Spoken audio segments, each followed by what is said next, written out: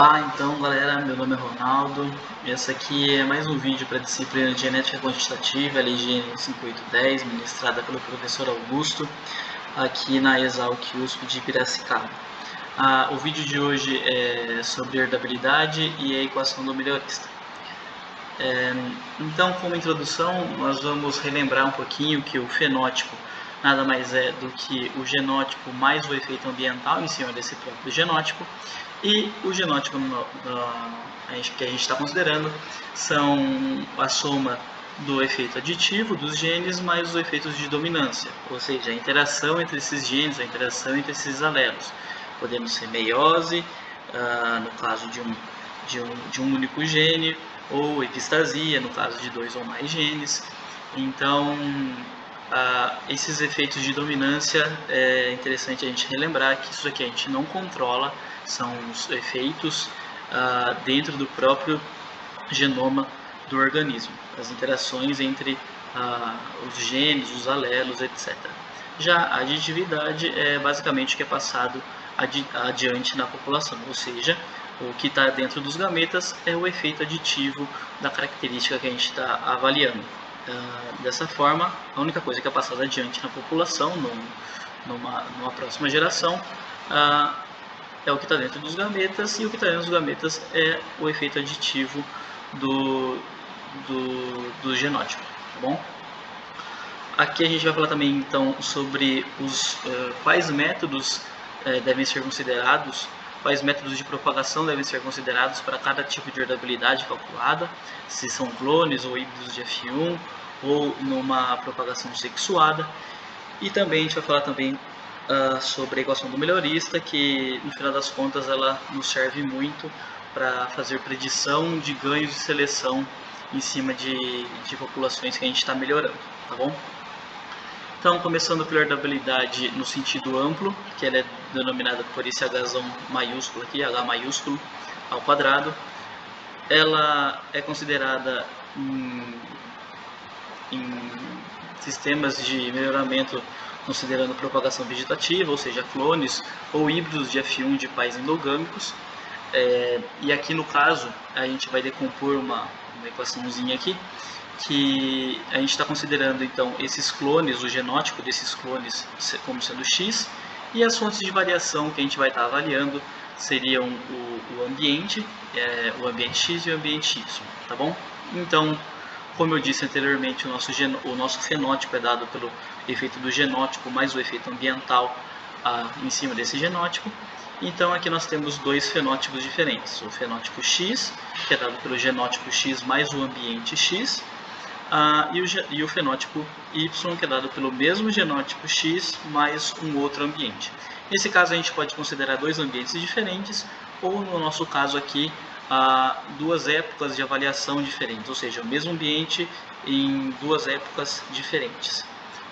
Sei lá, a gente está avaliando esse genótipo nesse ano e esse outro genótipo esse mesmo genótipo, desculpa, a gente vai estar avaliando o ano que vem. Então são dois ambientes diferentes, tá bom? Então a herdabilidade nada mais é do que uma relação do genótipo com o fenótipo. Então, quanto do fenótipo é explicado pelo genótipo? Nesse caso, quando a gente tem dois fenótipos diferentes, ou seja, duas variáveis diferentes, uma forma da gente calcular a interação entre essas duas variáveis seria por uma medida de covariância. Então, aqui a gente tem a covariância do ambiente do fenótipo X e a covariância do fenótipo Y. Então, lembrando aqui, né, que o fenótipo X e Y é dado por essas duas equações aqui, né? Então, quando a gente faz a covariância entre esses dois fenótipos, a gente tem uma distributiva aqui dentro que vai gerar essa equação toda aqui, tá? Então, a covariância entre os dois fenótipos é dada pela covariância entre o mesmo genótipo X, que nesse caso é a covariância de X com X, de G de X com G de X, nada mais é do que a variância genotípica de X, tá? Aqui nós temos a covariância entre o genótipo e o ambiente, os dois ambientes. Nesse caso a gente está considerando a aleatoriedade, então a covariância entre o genótipo e os dois ambientes é considerada zero, tá? Ela tem que ser zero, na verdade. E no final das contas a gente vai considerar a covariância entre os dois ambientes x e y como sendo zero a fim de simplificar o modelo. E essa covariância aqui ela pode ser calculada por meio de algumas derivações, algumas modelagens, mas a gente vai considerar como sendo zero para a gente facilitar. Então, no final das contas, isso daqui, esses dois termos vão ser zero, esse termo também vai ser zero, então no final das contas a covariância entre os dois fenótipos é só a variância genotípica que está aqui no final. Então, como eu disse anteriormente, a herdabilidade é uma relação entre o genótipo e o ambiente. Nesse caso, a herdabilidade no sentido amplo é dado pela variância genotípica, que engloba tanto as variâncias aditivas como as variâncias de dominância, pelo fenótipo. Então, essa é a fórmula da herdabilidade no sentido amplo. H2 é a variância genotípica, como eu disse, a variância ambiental mais a variância de dominância pela variância ambiental. Então a gente tem essa relação. E agora nesse caso, desculpa, na verdade aqui está um resuminho sobre a herdabilidade no sentido amplo. Então, portanto, a herdabilidade no sentido amplo nos mostra os efeitos do ambiente no caráter que a gente está avaliando, dado que o genótipo é o mesmo nas duas observações, como eu disse anteriormente para vocês.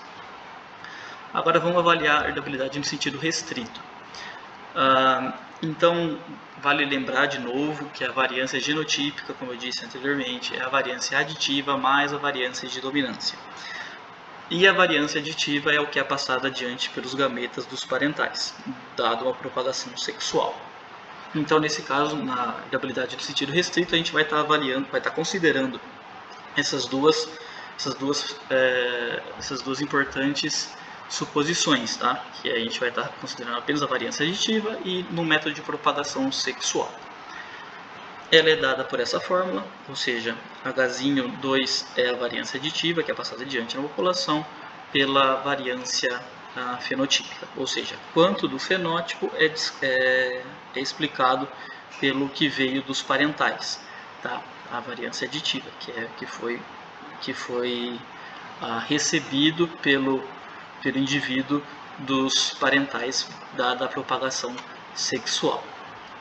Então, numa comparação entre os dois tipos de herdabilidade, a gente vai ver que a diferença entre essas duas herdabilidades, tanto no sentido amplo quanto no restrito, ela se dá pela natureza da variância genética que a gente está considerando e pelo método de propagação que é considerado para a população, para os indivíduos. Então, um resumo é que a herdabilidade no sentido amplo a gente considera como a variância genotípica a variância aditiva mais a variância de dominância, ou seja, como eu disse, a gente considerando clones ou F1 de cruzamentos entre parentais endogâmicos, o que é passado adiante na população é tanto a variância aditiva quanto a variância de dominância, ou seja, a gente não tem separação, porque é o mesmo indivíduo, basicamente, em clones ou em F1 aqui, que a gente está considerando dois parentais endogâmicos. Então a gente tem a mesma, tudo que a gente vê em uma geração, a gente vai estar vendo em outra, só que em ambientes diferentes. Então a gente considera, por isso que a gente considera esses dois tipos de variância. E na herdabilidade no sentido restrito, a gente avalia apenas a variância aditiva, dado um método de propagação sexual, ou seja, apenas o que é passado adiante na população é considerado no cálculo da herdabilidade no sentido restrito. Quanto do fenótipo é dado pelo que veio dos parentais, dada a variância aditiva, que a gente está considerando a variância genética, nesse caso, é apenas a variância aditiva.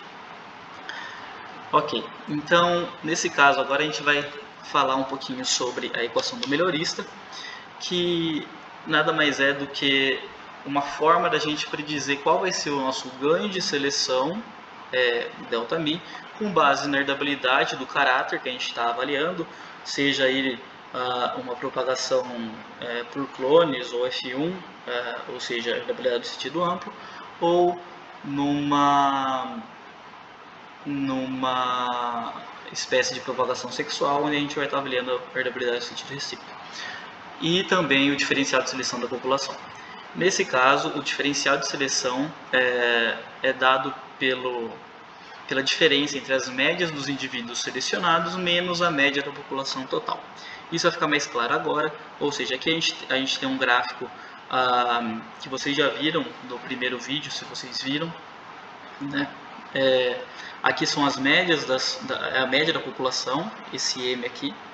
Aqui a gente tem a distribuição, a frequência no eixo Y aqui do caráter avaliado, ou seja, que é a média da nossa população, e aqui são os indivíduos selecionados. Ou seja, na equação do melhorista, como eu disse, o ganho de seleção é dado pela herdabilidade do caráter vezes o diferencial de seleção da característica que a gente está avaliando.